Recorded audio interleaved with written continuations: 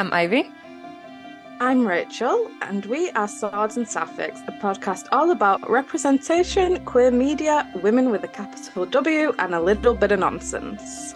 So start sharpening your swords, sip your tea, and join us as we obsess over the wonderful beings that are women.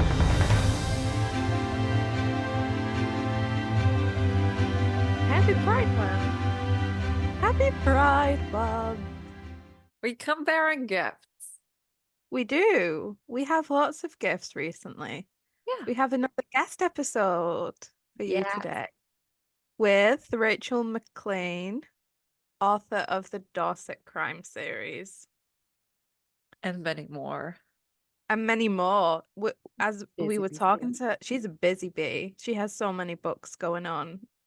I guess that's the nature of like crime, Mm, the crime genre, because so many of them are series. yeah. Um, that yeah, wowza. But she's also the first crime author that we've spoken to, Mhm. I think. Yeah, So that was exciting. It's always nice to get a different genre outlook. exactly. Very interesting. But I guess before we get into the interview, shall we talk about what we're enjoying? We shall. And this is kind of difficult because we're kind of doing it ahead of the We June do, month. yeah. Yeah. So if you'll possibly be like, oh, wait, they talked about it before, there you go. Yeah. That's why. I'm really enjoying um Fewer Born series by Claire Legrand. I still don't know how to pronounce her last name. It's really good. It's a trilogy. I'm on the second book, Kingsbane, and it's kind of shaping up to be quite queer. Um, Mm. which I'm very excited about. It's Cool. just really good. It's I think it's technically young adult. But the fantasy is very intriguing. It's about two main characters because there was a prophecy that there will be two queens, one Black Queen who will destroy the world and a Sun Queen who will save it.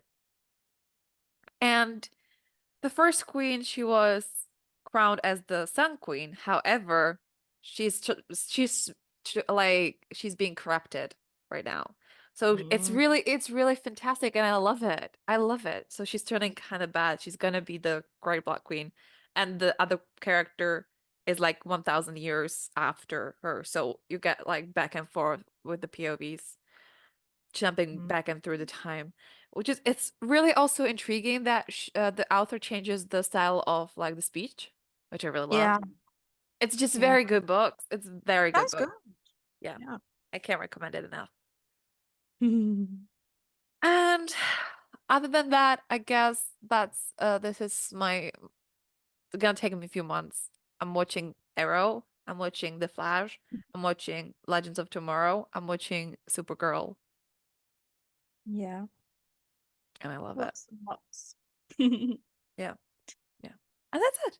That's it. That's it. Well, we did watch The Irish Witch. Oh yeah, we did. We watched Oh, The Irish Witch I the other day. forgot about it. Um, a cheesy movie. Well, that's for the best. It was a cheesy movie with Lindsay Lohan, and unfortunately, I fucking love cheesy movies. It was terrible, and I fucking loved it, man. So good, so bad, so good. I get it What because did you it? know what? To be fair, if you would give me the worst right like B movie when it comes to like sharks, I'm seated. I'm there Yeah. watching it, very excited. Yeah. Look, Like, you yeah. just gotta enjoy the bad with the good. There's nothing wrong with a bit of cringe. There's nothing wrong with writing that sounds like it was generated by GPT It makes you AI. appreciate the good stuff. It does do that, Yeah. and the it makes you sympathize with the actors who didn't have much to work with. Yeah. But I feel bad for Irish people at this point because some woman called Saint Bridget comes out like a little leprechaun dressed in green and grants Lindsay Lohan the wish. Her one wish in this world is to marry a very average man who has taken all the credit for her book ideas. And And who's getting just married to her best friend?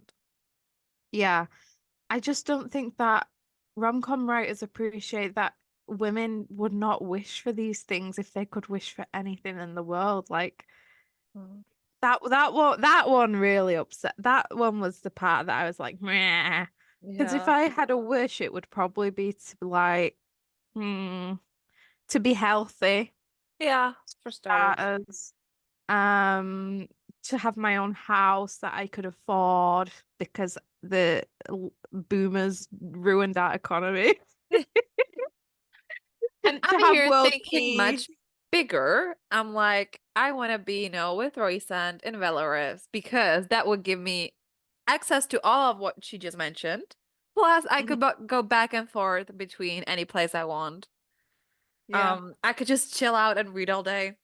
I'm just saying, I think Yeah. also one thing I have to say, like reading so much fantasy and especially like faith fantasy when it comes to deals, it teaches you how to make deals and not just like blurt out the first thing that comes to your mind because that's stupid.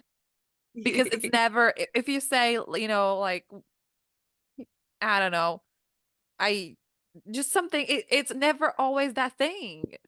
You have hmm to be more specific. I wouldn't be able to wish at all. I would be so paralyzed by the decision. And I guess that would lead to me wanting to not have autism anymore because I guess that's a big part of it. Yeah, but that's it. Like you have to be more specific if you were to say, I don't want autism anymore. They might You give me, wouldn't, but you might get something else, or you might just, I don't know. There's always like many things that can ha go wrong. yeah, I guess I would realize that my life is empty if I'm not just a woman composed of special interests. I think you could still do that. What do you mean? Like even without autism, I think that's still a possibility for you. That's true. But Yeah. I don't know. That's interesting. I guess that's an interesting something to ponder about. What would life be like if I wasn't autistic? Yeah. Would I even be me? And would you still have ADHD? Yeah, I don't know if I like. Well, the thing is now I'm so aware of my autistic. I think we're going way too deep into this now, but I think that ADHD and autism are actually just on one spectrum instead of two separate things, I'm discovering. Because I wasn't diagnosed with ADHD, even though I did the assessment. They don't think that I have ADHD. So I'm now like, I wonder if my ADHD traits are actually just part of my autism. Mm. See, but those are all the things that you have to go through while making one big wish. Yeah, I couldn't do it. I ruminate far too often on the most average of things. I couldn't make a decision like that, I'm afraid. Well, I don't think I would wish for anything in the end. not to sound psychotic, but I think I could do it. I would just need a little bit more time. I think, oh yeah, you would do it. You would Yeah. do it. Yeah. I would just be very in detail, but that's literally what I'm saying. Like read so many of these dealings that I would just have to prepare myself like a fucking lawyer going into the court. I With could your do it. brief, I could do it. Not to brag, you but could do it. I could do You, anything. I believe in you. Thank you. Then I would Yeah. um I would like cut my palm with my dagger and seal it with my blood. I got a dagger. Ivy got a letter opener that's shaped as a dagger, and I've heard the word dagger more times than I've said the word yarn, I think. But you would think wrong. You would I, think we're wrong. we're at least even at this point. No, no. Because you know what, to be fair, you have months of like time ahead of me. Yeah, that's true. Yeah. So we really do contain sharp objects now. Yeah. Yeah. I just still We, need a sword. yeah, we need swords. If anybody wants to donate us a sword, then we're waiting. Yeah, but I'm not taking any like wood crap. Just like putting it out there. Anyway, what else are you enjoying? I'm enjoying Grey's Anatomy and Station 19. What? Wait, you're watching that? Mm-hmm. Since when? I know. I don't talk about it very often, I've but never it's heard you say that, but okay. yeah. I'm very in love with Jack from Station 19, and I'm in love with all of them really. And I get upset that I have to follow the watching order because I just want to watch a lot of Station. Life is hard. See, there Yeah. could be a wish you could make for. Real wish. Yeah. It could be. Hmm. Yeah. Or I could just not follow No, instructions. no, no, that's insane. That's insane talk. That wouldn't, that's so improbable. No. Yeah. Um, and we was talking about how special it was. There was this scene with Ben and Miller where they hug, and they're two pretty like big black men, and they had this beautiful soft moment, and Yeah, it was just so special. Like I've never seen that on a show before. it really was like, eh. They're And doing a there's lot. the thing is, like, you also have, you now got Sullivan, who's also Hmm. like very, he's gigantic, Hmm. black man, and it's really special to see them being represented in different light. Like, they're being very soft and gentle with each other and like very supportive, and it's just so nice. It So really is. And just the men in general. Like yeah, they're all just a team and they look after each other and it's glorious. yeah, And then you have like Maya who is sapphic and she's competitive and she's strong as fuck. And same with Andy as well. yeah. It's just really good. It's And just yet really they're still one big family who are not happy most of the time, but they're supporting each good. other a lot. That's great. Yeah. Yeah. Special. Yeah, Yeah. I think that's really all I've been watching. I've been so obsessed with it. I get it. I've been watching a lot of foot callus videos. People who are just listening to us, I close my eyes and I'm shaking my hand. Head. Not hand. Well, yeah. I don't know what's wrong with me. I I literally have no response. I like gross things, but only when Oh, I that's get. why we're friends then, huh? No! How It dare you? was a really good one though. No, it wasn't. Yeah. Agree to disagree. Yeah. And what have I been reading? Is the question. I've been reading the Dorset Crime series. The first one is the Corfe Castle Murders, um, which we talk about with Rachel in a bit, but I'm really enjoying it. Um, I'm not a big crime reader usually, but I just don't pick them up. So I guess I didn't know I was a crime reader, but I'm Mm, really enjoying this one. And the character's really great. I just love seeing a woman who's sassy yeah, and powerful. Yeah, would recommend. I'm What very. else have I been reading? I've been reading a little bit of God Killer, but I'm moving very slowly with that, mostly because I'm just trying to survive out here. Mm, yeah. Sometimes it'd be like that. I'm reading Women and Girls with Autism, I think it's called. Mm. And that's a whole thing. I have nothing I have nothing to say about Yeah. anything. No brain thoughts. Sometimes it'd be like that. Well, Sometimes like that. should we get to the interview with Rachel? There's so many Rachels around me. It's insane. I've never in my life. Well, this isn't true. Like, I've only met a couple of Rachels in my life. Since I started this podcast, every other guest we have is called Rachel. It's my name. Stop taking it from me. The thing is, I was making fun of you of signing the little gift thing on Amazon because she always signs it Rachel Bowdler. I'm like, who else would it be? Now I get it. Oh, so you're getting gifts from other Rachels now. No, but I could. Oh, could you now? No, Well, I none of them possibly would be as couldn't. good No as one knows my my gift. art. Yeah, I appreciate the abundance of Rachel's. It's like a John Green book. Yeah.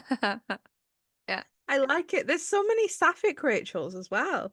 Hmm? In the Discord, we had a little joke that Rachel is a sapphic name, and I'm beginning to believe it. Yeah. Maybe I never had a choice in this matter. Maybe it was a done deal the second my mother named me Rachel.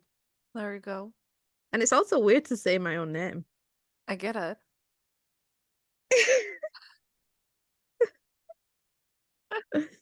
I guess let's get into the interview then. What? Well, thank you for joining us. First of all, could you tell us a little bit about yourself? Yeah, well, my name's Rachel McLean. I write crime novels, police procedurals. Unusually, I write police procedurals with lesbian protagonists. So unlike a lot of my friends who write sapphic fiction, who all seem to write romance, or rom-coms or women's fiction or whatever, I write crime thrillers that are aimed at a mainstream audience, but have always got queer characters in them. My most well-known book is The Corfe Castle Murders, which won the Kindle Storyteller Award in 2021 and has been my best-selling book. Wonderful. So tell us a little bit about the Dorset Crime series and what inspired you to write it in the first place. Yeah, well, my first crime series was the Detective Zoe Finch series, and that was set in Birmingham, which is my home city. I wrote that in Birmingham because it was lockdown and I couldn't do any research, so I wrote about the place I know. But then when I'd finished writing that series, I thought, where shall I go to next? And I've been going to Dorset all my life. So when I was a kid, when I was about 7 or 8, my parents got a caravan in Wareham, which is on the Isle of Purbeck. And we had that for years. So I spent all my summer holidays, weekends, all sorts of times down in Wareham.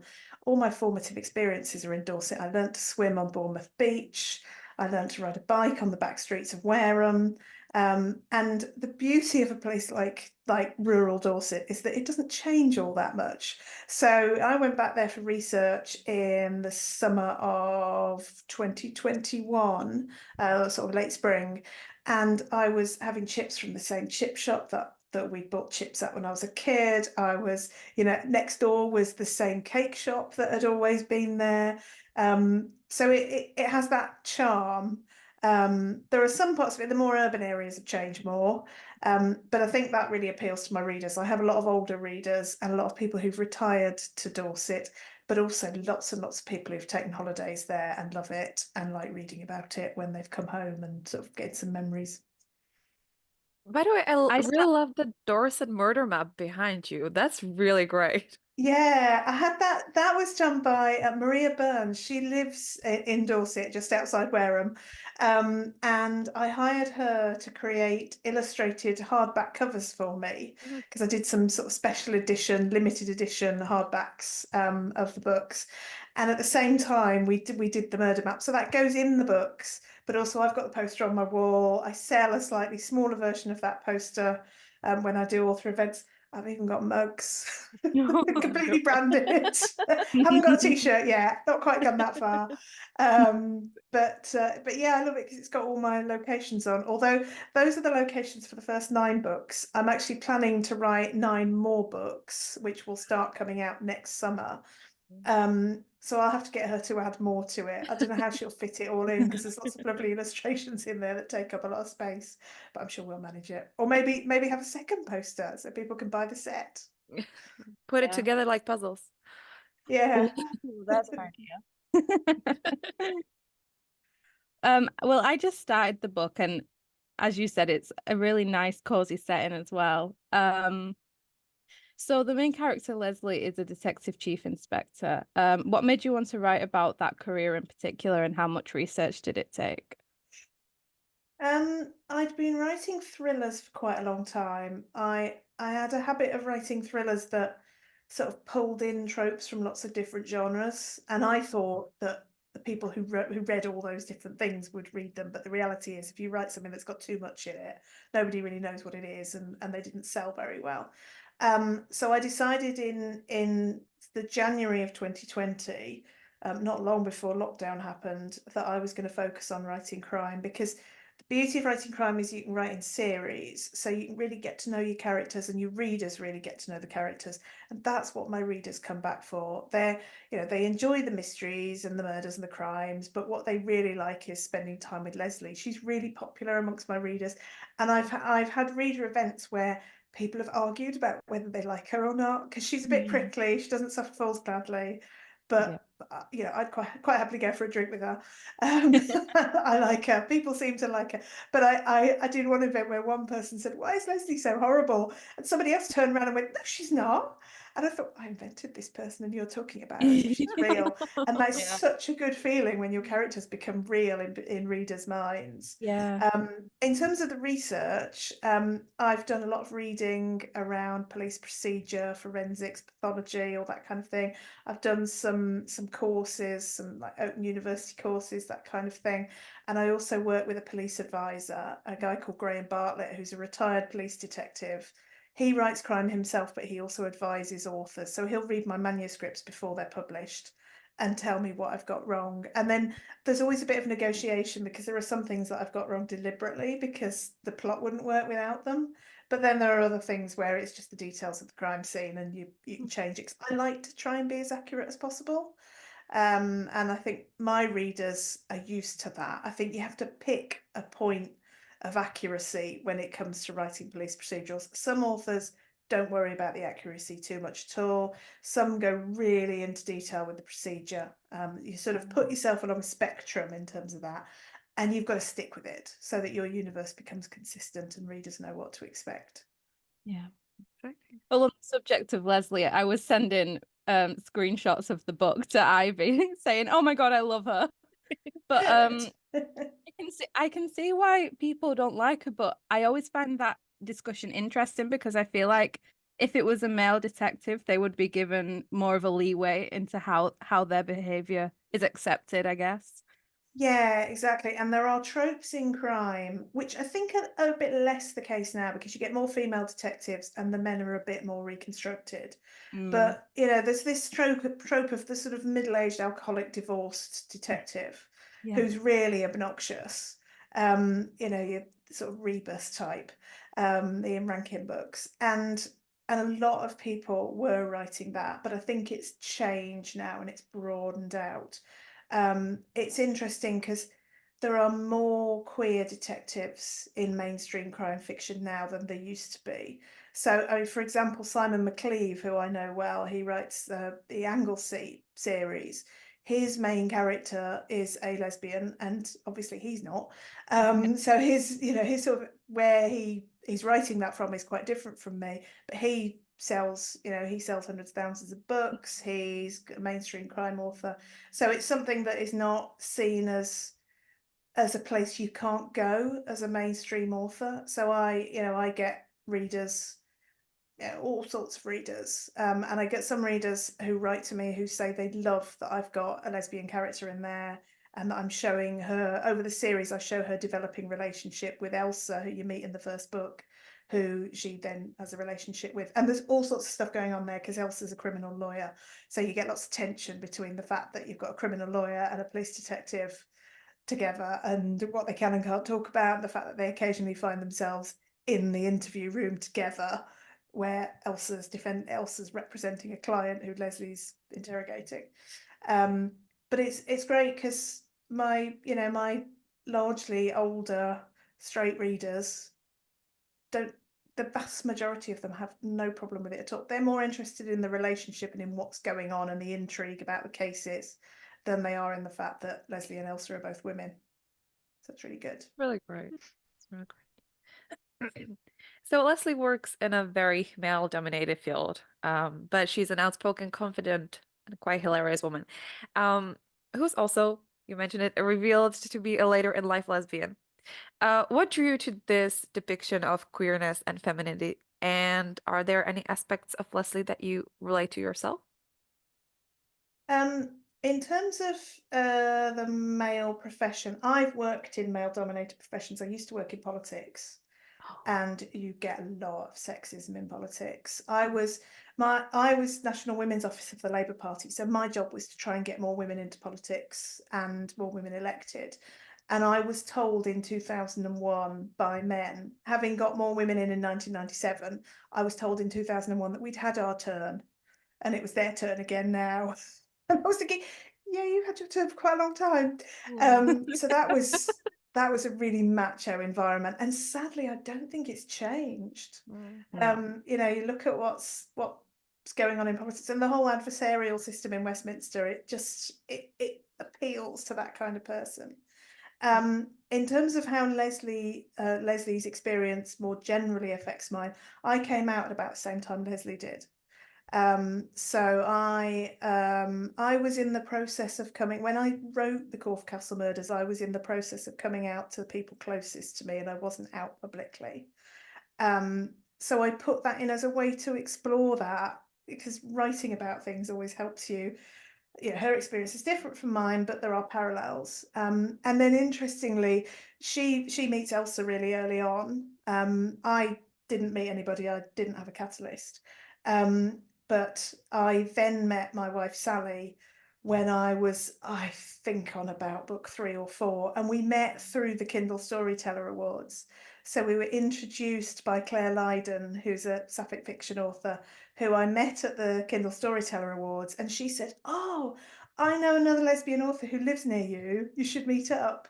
And now we're married. So as I've been writing the books and developing Lesley and Elsa's relationship, I've been aware that, you know, people have been reading that thinking, how much does that reflect Rachel and Sally's relationship? It does not. Sally is not a lawyer.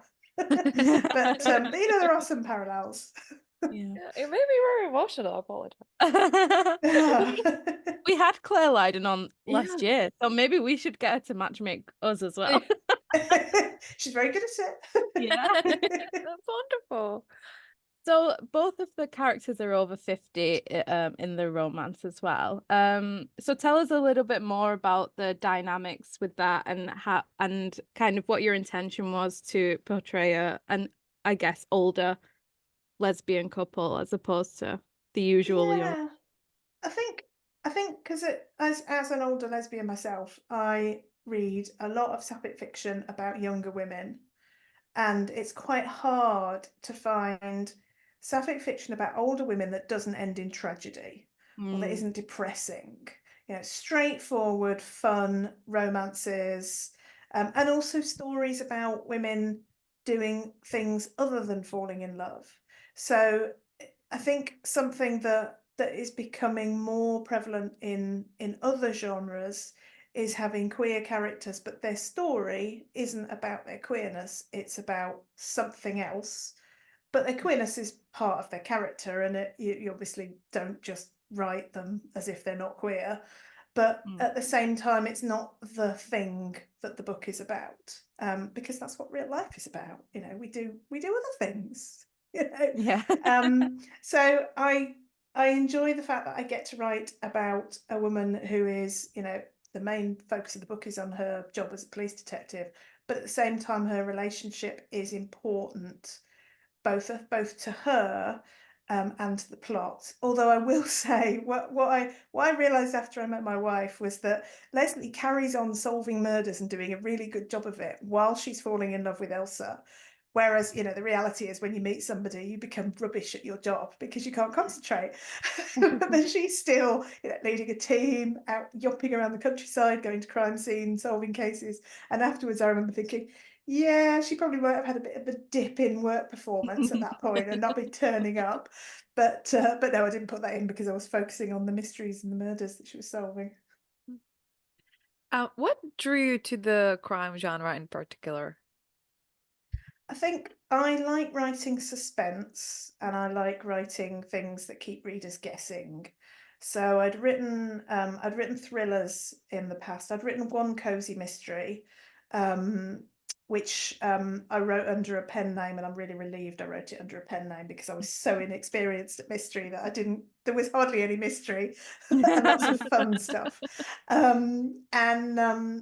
So I've always enjoyed writing that kind of thing. I wrote a trilogy of political thrillers, which is obviously based on my experience working in politics. I wrote a post-apocalyptic psychological thriller, which really didn't hit because it wasn't proper post-apocalyptic, it wasn't proper psychological thriller. It was sort of somewhere between the two. And when I decided around late 2019, 2020, my job previously, I was a freelance technical writer, and I wrote about web development. I'd previously been a web designer, and I wrote about WordPress, and WordPress was changing. It was shifting from using one coding language to another. And I thought to myself, right, do I go back to the drawing board and learn JavaScript? I really didn't want to do that.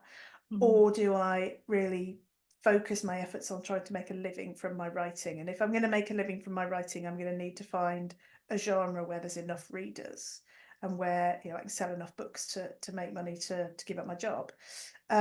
So I had quite a few people who I knew who were indie authors who were writing crime and doing really well out of it. I looked at them.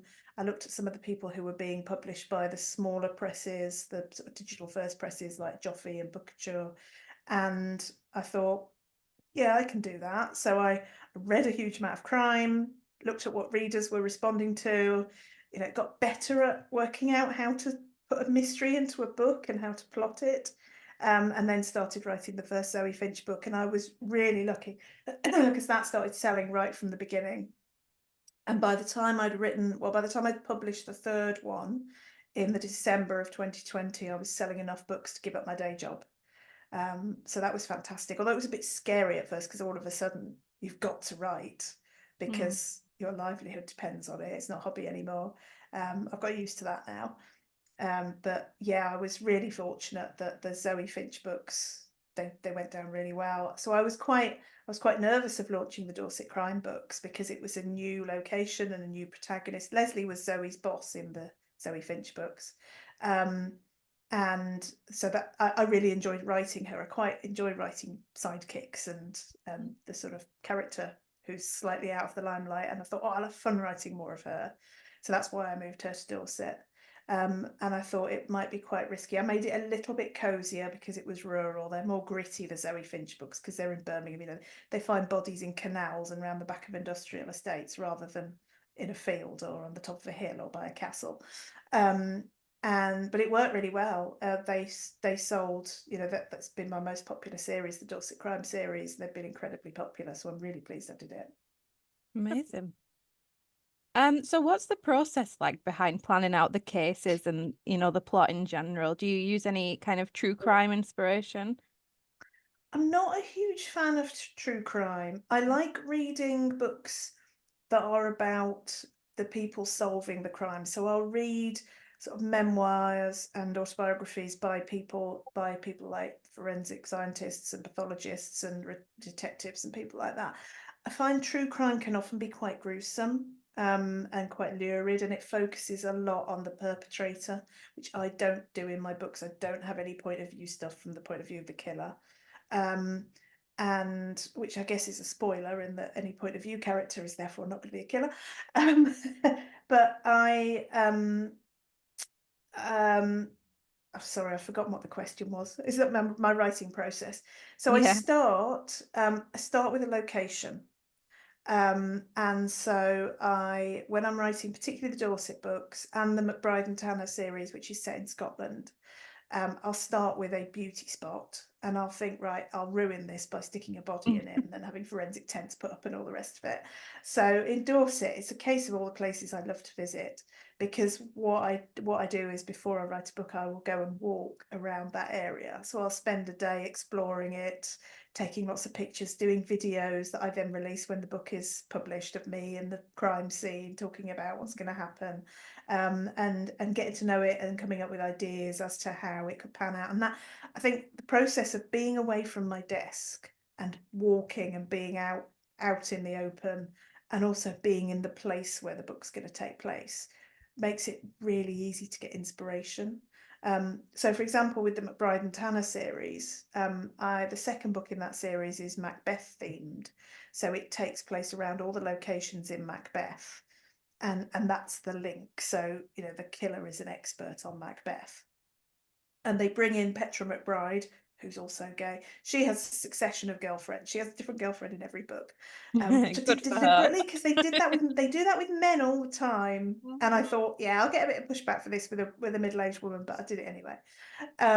And so she's a forensic psychologist, so she's brought in to try and get to grips with the mind of the kind of person who commit this crime. But what I did for that was I walked around all the locations in Macbeth. I walked up Dunsinane Hill, I walked around Burnham Wood, I went to Inverness Castle, and that was such a nice few days doing that. It was really inspiring. And then I finished up in Glasgow and sat down in a bar in Glasgow and just wrote out the plot. It was just there in my head. I just plotted it in one evening. And that's one of the few times I've done that, but it was so inspiring being in those places. It gave me so many ideas. Things like going to the Three Witches tea room. I thought this has got to be in there. And they have a meeting in the Three Witches tea room. They question some suspects there. So yeah, locations are a real inspiration for me, and that's where the story then gets layered on that. And then I always have a subplot that runs through the entire series that is more about the characters. So that will be about a long running case that's impacting on the characters. So for example, in the Dorset Crime books, there is the death of Leslie's predecessor, DCI Mackey, and that is somehow related to the organised criminals that Elsa's firm represent. And so there are moments when Lesley thinks this is Elsa more closely involved in all this than she thought, and is she in a relationship with somebody she shouldn't be? So you get a lot of back and forth with that, and trying to work out what's going on in Elsa's head. Oh, I love that. I always love that sort of big white whale type of thing when it comes to that. So good. Would you go back to independent publishing, or do you prefer now letting publisher take the reins? Well, I'm hybrid now. So it's only the Dorset Crime series that's being published in paperback by Hera. So they are republishing the existing 9 books over the course of this year. So the first 3 are coming out in 11 days. And then I'm hoping that they'll publish the next 9 in paperback as well. But then with the ebooks and the audiobooks, I still have the right to those, so I publish those myself. So I've set up my own publishing company. I have a team who work with me to help do that. That makes it a lot easier having other people helping with the behind the scenes stuff, because otherwise I forget.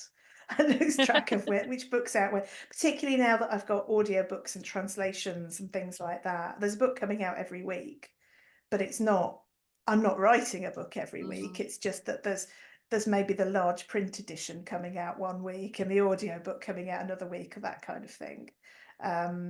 So yeah, I'm very happy sticking with being indie for ebooks and audiobooks, because it gives me a lot more control over what I can write, and it means I can write more than traditional publishers generally have the time in their schedules to publish.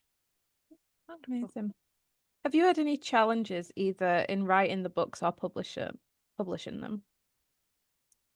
I think the main challenge, writing the books, I mean, in writing, readers always say, where do you come up with your ideas?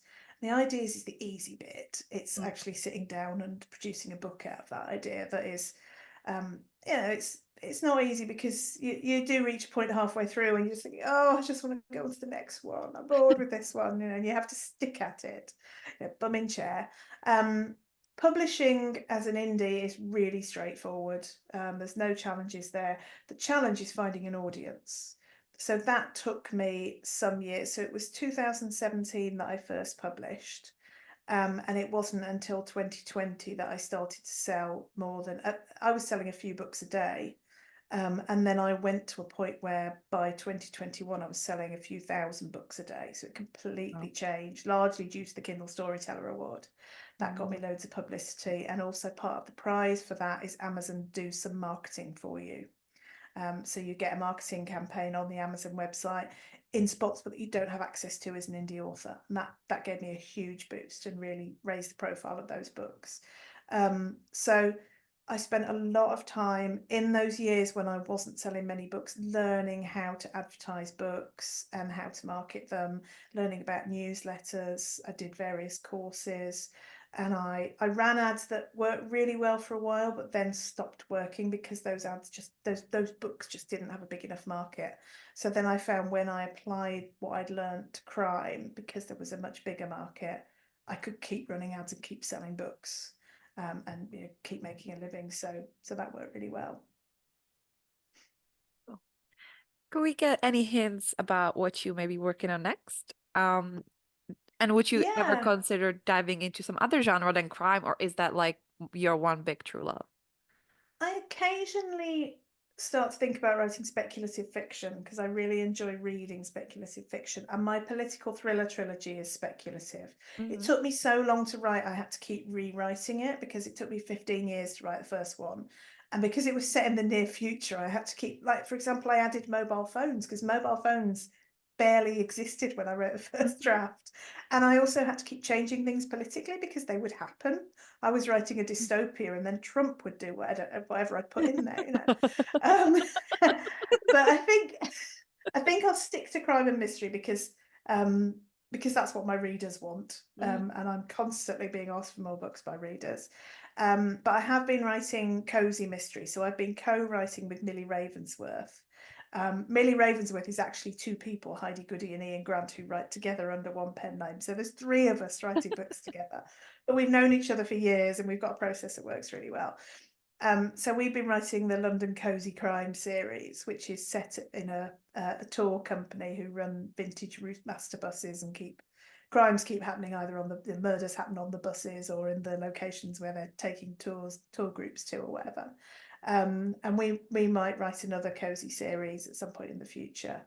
But in terms of immediate plans, currently working on I'm currently working on book 6 in that series. Book 5 comes out in the next few weeks. I'm working on book 6, and I'm also working on book 4 in the Cumbria Crime series, which is a spin-off series for Zoe Finch, where she's moved up north. I'm co-writing that with Joel Hames, because he lives more closer that way. He's my editor, and we decided to co-write. That book 3 hasn't come out yet, but we're working on book 4. And then after that, I plan to finish the McBride and Tanner series, the Scottish series, and then and write more Dorset Crime books. So there'll be 9 more of those. I've got so many ideas for more things I want to write as well. I mean, for example, my wife Sally and I went on holiday to Cornwall last week, and I just kept walking around going, "Oh, you could have a crime scene there, and you could do this there, and there's so much inspiration." And I came back and I spoke to Joel, my editor, and I said, "Yeah, I want to do a Cornwall series at some point." And he said, "Everybody comes back to Cornwall wanting to write about it or live there or whatever because it's so Yeah. beautiful." But yeah, that could well happen in the future. And I'd quite like to write another series in Birmingham, come back to Birmingham with some of Zoe's team who are still in Birmingham, and write something with them as well. I really So love you that you go on a holiday to relax and you're like, I see dead body there perfectly. Yeah, I'm terrible. I'm going, "Oh yeah, you can dump a body there." Oh, what would it look like if you put a forensic tent up here? How would you? And the thing that I quite like thinking about is the logistics of managing a crime scene in a remote location. So, for example, I had one on Loch Lomond where it was in Blood and Money, the first McBride and Tanner book, where there is a millionaire who's got this luxury house on the banks of Loch Lomond, on the eastern side of Loch Lomond, where there isn't a main road going up, and it's so remote he uses a helicopter to get in and out, and he is shot at long range by somebody who's on an island in the middle of the loch, and they have to get all their gear to the spot. So I went up there and I walked it because it's part of the West Highland Way, and I walked it, and I discovered that you can actually take, like, Range Rovers or no, Land Rovers up there, because the rangers go up there and the people managing those forests. So I then had scenes where the police are negotiating with them for use of their vehicles and trying to find suitable police vehicles to take up there.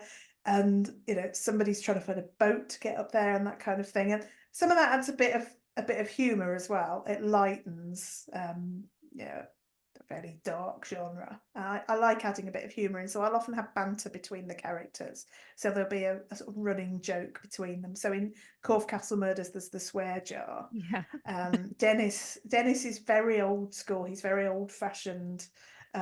nearing retirement, rural detective sergeant. He doesn't like swearing, and Leslie is, she's a grizzled copper from Birmingham, so she swears like a trooper. And she makes it very clear to him that she's ignoring his swear jar and that it's going in a cupboard, and she's not going to put money in it. By the end of the series, well, by part way through the series, she has stopped swearing at him, and then by the end of the series, she actually puts money in it. So that's part of their relationship unfolding. The swear jar sort of symbolises what the state of their relationship is, whether it's in the cupboard or out of the cupboard. I was just wondering how do you kind of distinguish between a cozy mystery and a grittier crime? Like, what are the major differences for you between writing those? Yeah, I think the main difference is who solves it. So with a police procedural, it's professionals of some kind. So it doesn't have to be the police. You get some series that are about forensics or pathology. So for example, you've got Silent Witness, which is about a pathologist who does everybody else's job. I can't watch Silent Witness because I shout at the screen too much, going, the pathologist would never do that. So that's the main difference, because in a cozy, it's an amateur sleuth. Mm. But I think the other differences are the fact that you don't have any swearing in a cozy. So I've had to find interesting ways, because my two protagonists in the London Cozy Crime series, say mine and Millie's, are Diana Bakewell, she's early 60s. She's an experienced tour guide and absolutely adores London, knows everybody in London, and she used to be in the 80s. She was in she was in a pop band and she had a hit, so she's quite cool. She's not your old biddy solving crimes. And her sidekick is Zaf, who is a young black man in his early 20s who's come from Birmingham. He was in the Zoe Finch series. He was her son's boyfriend, so he's got a very different attitude to language and the way he speaks. So it's been challenging finding ways to get Zaf to sound authentic without making him swear. But we've found ways around that. The other thing is you don't see any blood or gore. So you might get a bit of blood on the ground next to the body in a cozy, but you never get the pathology scene where they're opening them up and talking about gruesome things that might happen to them if they drowned or something like that. So I think the main things are who solves the crime, whether there's any swearing, and whether there's any blood and guts. Do you have any favorite female detective outside of your own books? I really like the Kim Stone series written by Angela Marsons, because they take place in the Black Country. So they're the next patch along from where my DI Zoe Finch is. I'd love for Kim Stone and Zoe Finch to get together to either solve something or shout at each other over whose patch it is, which is probably more likely, because Kim would definitely shout at Zoe for coming too near to her. I love those books. I love that her books have got queer characters in them as well. So there's a member of Kim's team who's lesbian. And what else do I read? I like reading Val McDermid. Her stuff is much darker than mine, but it's always a really good read and exceptionally well researched. Her procedural knowledge is really good. Val's actually written a book called Forensics, which is a textbook that a lot of writers use. It's not, it's written by a fiction author, but it's so well researched that she really knows her stuff, and it's a really good read as well. So yeah, those are the series that I go back to. I also love reading Agatha Christie. Because if you want a lesson in how to spin a really good mystery and how to make it clever. So I'm reading Sparkling Cyanide at the moment, and it's brilliant. It's very different from what I write.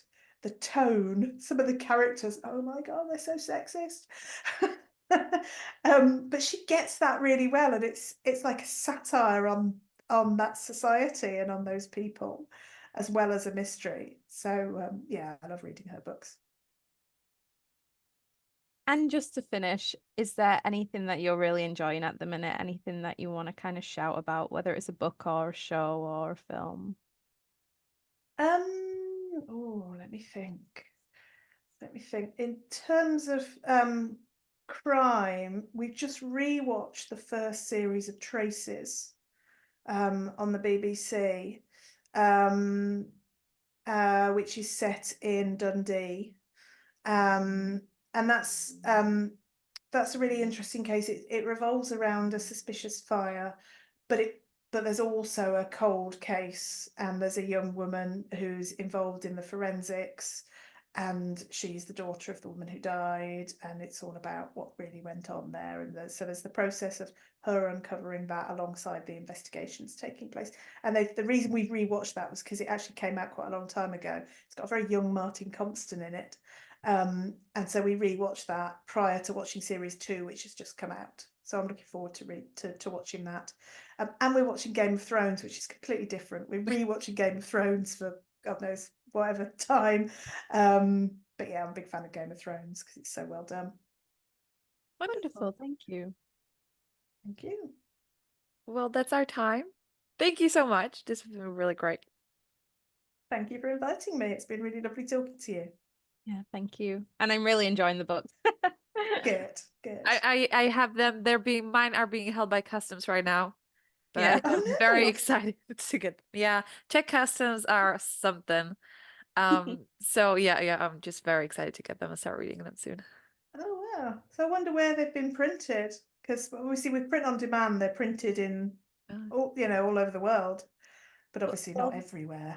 they were sent to me because I thought it would be easier, but then customs likes to kind of stick Right. something. It will And be cheaper for me, but yeah. because of course these aren't print on demand, because my other books print on demand because Mm, they're indie published, but these aren't. They've been published, they've Yeah. been printed in the UK by Hera. yeah. So yeah, I can imagine that. But I hope you enjoy it when it gets to you. I'm very excited. Thank you. There we have it. There we go.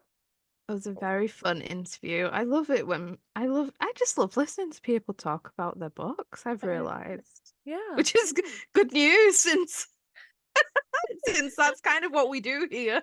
Yeah, after this being like, I don't know, our 15th interview with someone, I guess it's about time. No, it was good. It was Yeah. fun. One could say it I was good don't, fun. it was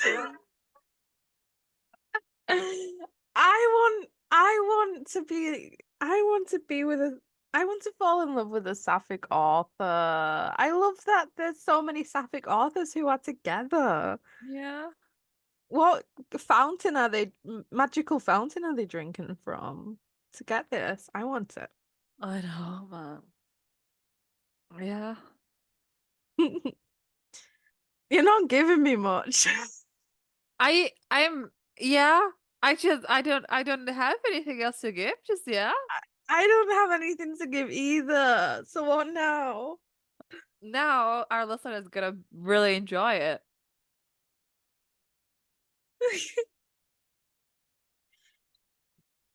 Um, It was really great. I'm very excited for the books. Let's go there. okay. You're not giving me much.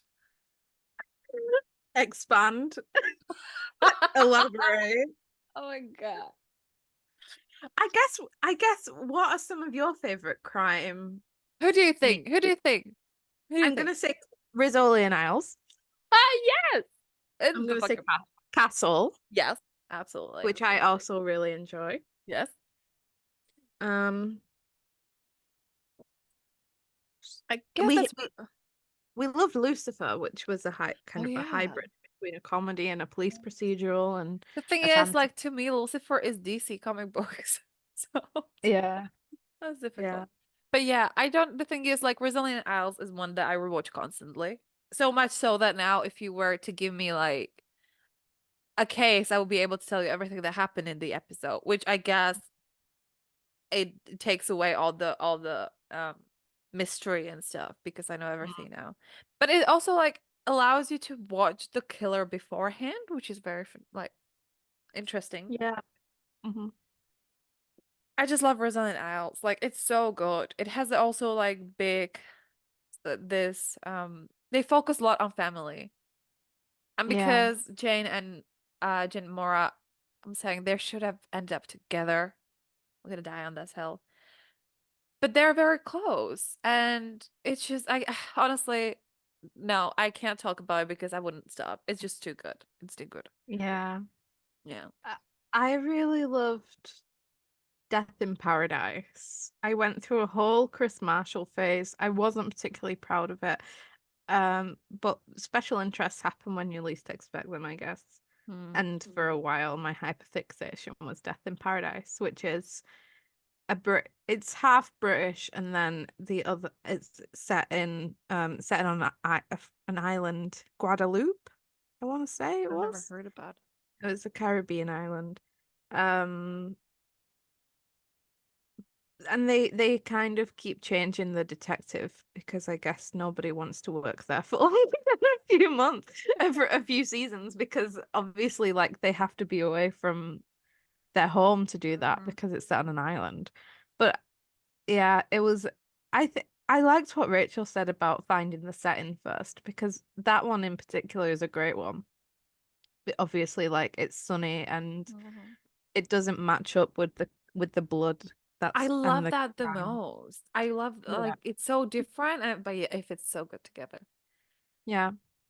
I grew up watching Murders in Midsummer. Is it English? Midsummer Murders. Yeah, that Hmm. one. It was so good. Yeah. I loved Every it. time if I go downstairs past 7 o'clock at night, my nana is watching something on ITV3 that's either like Vera, she loves Vera, which is actually one of the only iconic like female detectives I can name on TV at the minute.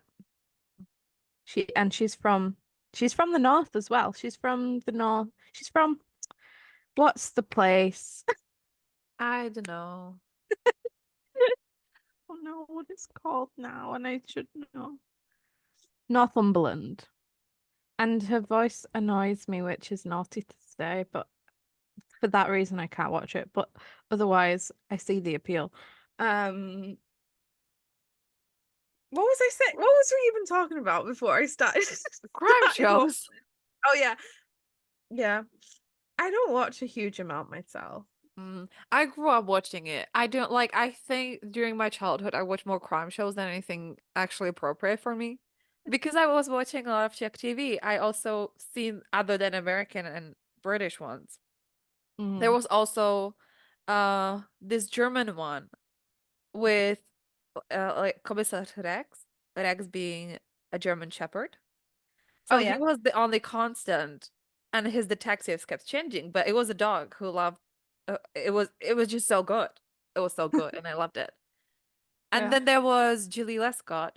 There was a French one, and that was pretty old one, and she was like the big name there, Mm. and I loved that. And then of course like the classics like NCIS. Well, there were murders in Las Vegas and New York and Florida, and it was just so good. I Yeah. loved it. And of course, Mentalists, not Oh plural, yeah. one mentalist. And Monk. Oh my God, I love them. That Yeah. My eh, mum likes Monk. so good. It's always something different.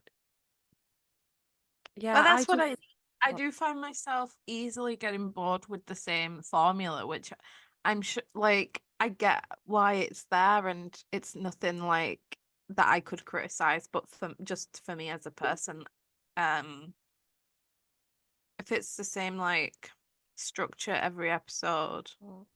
I always want to spend more time with the main characters. Mm. So when most of the story is about the crime, I get sad. So I guess I'm not the biggest crime. Even Mm. with like Lucifer, I didn't want all the crimes all the time. No. I wanted Lucifer and Chloe. I don't Oh, know, which is not good for me because I'm a ghostwriter of cozy mystery myself. yeah. But I guess that's a lot different than a normal crime procedural. Rolls off the tongue. Yeah. You had me on the edge of my seat. What good days have you recording today? We're not finished yet. Oh man. Yeah. Yeah. Oh, Cold Cases. Another fantastic, Um, fantastic crime show. I think that's not plural either. I think it's just cold case. Is it? Ugh, well, it's difficult I, because I know all of them in Czech, so it's really yeah, difficult for me to like try to remember them in English. And there was yeah. also Without Trace, was it? Without a trace, yeah. Yeah. Oh, so I have to say, like, one thing that British TV and film does well is a good crime show. good. Mm, Like, I can't compliment much yeah. about our culture, but I do think that our crime shows are elite. I guess that like our gun laws and stuff means that it's never just a straightforward like murder. Mm, In American, you can just shoot someone and run away. yeah. Yeah. But in the UK, like I guess that the nature of it, like because we're not used to huge amounts of crime, although it's going up every fucking day. Mm, It always gives a little bit of an edge to it. yeah. Yeah. I I don't I mean there are also a lot of Czech crime shows, but I've never watched them. However, right now there is a lot of like true crime murder edition but happening in Czech, which is insane to me. I'm like, nothing Mm, ever happens here.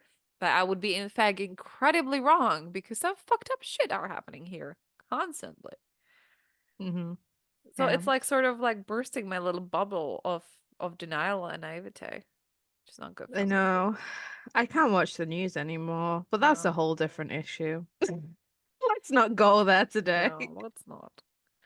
Yeah. I do remember like I was reading James Patterson, my because my nana has all the James Patterson books. I was Mm. reading his books a lot when I was younger, and I always felt very fancy and cool for reading adult books as a kid. I was reading different adult books as a kid. Yeah, I bet you were. I bet you were. There were two types of people. I was getting my fill of crime on TV. You was getting your fill of crime for being exposed to whatever you were as exposed to Yeah, it is what it in is. dark romance. It Dubious wasn't cunt. dark romance, yeah, but it Okay. was very smutty. It was vampires, doing their thing. Mhm. Mm. That's a different crime altogether. Well, I turned out pretty well, didn't I? It's not like a lot of things affected me, but I don't think this did much. Yeah. hmm Oh, that is It's the what it least is. of your worries, I guess. It truly is. Though I did got the dagger and I cursed myself with it like 6 times in a matter of 15 minutes. So I don't know. Yeah. I don't know. Anywho. Anywho, happy Pride Month. Oh God. I hope you're prepared for a lot of editing. Yeah, you guys have some exciting interviews to still look forward to. So you can relax. We'll be talking less now. Yeah. Lucky you. Oh man. So remember to, Support women's rights. most importantly, support women's wrongs, especially when they're detective who is Swearing. sarcastic and tall and curly haired and protects their friend medical examiner whenever they can. Uh-huh. Yeah. Not to be specific or anything. No, just like in general, you know. We shall see you later, alligator. In a while, crocodile. Thank you for listening to Swords and Sapphics. You can enjoy a new episode every Wednesday. While waiting, you can visit our website, swordsandsuffix.com, and find lots of articles, interviews, and guest pieces. Feel free to contact us with any requests, questions, or inquiries through a form on our website or directly to our email, swordsandsuffixpodcast@gmail.com.